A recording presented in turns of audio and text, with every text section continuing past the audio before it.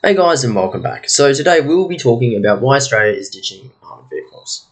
Now, with this, I'm just going to make it clear we aren't actually not buying any armoured vehicles. We do actually have procurement projects for more vehicles. So we got the Boxer Scout Reconnaissance Vehicle, but we are also buying 72 M1A2 Abrams tanks. Also, in regards to infantry fighting vehicles, which are the most notable reduction here, we are only reducing. We aren't getting rid of them altogether. Instead of getting the initial 450 that we had planned, we are buying 129. So, why is Australia ditching these assets? Well, the answer is pretty simple.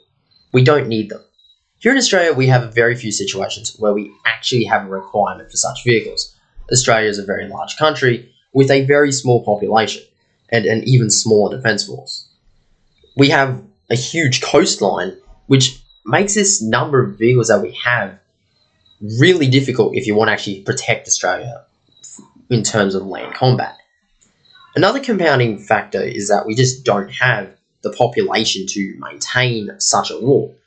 We won't be able to pull up thousands and thousands of soldiers into a new war if we ever get invaded, so it's just better to focus on the other way, in asymmetrical combat, which is where the HIMARS and Naval Strike Missile, the NSM, come in.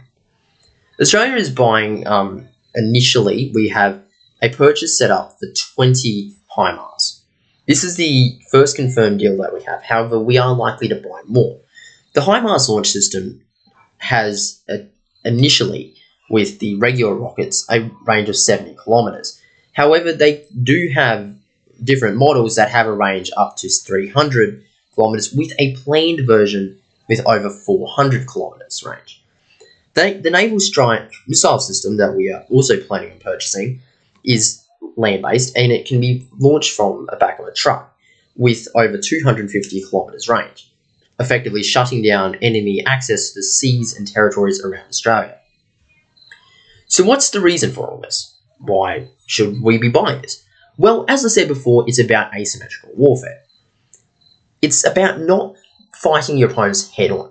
Like I said before, Australia's got a really small population. We only got 25 million people for a colossal country, right? We have one of the biggest, actual sea borders in Australia. We got a colossal coastline, and we don't have a large population.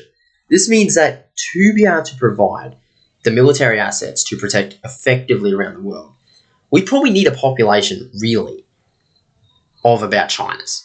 That's me being realistic. So we can't fight the opponents head on. We need to come up with a different way.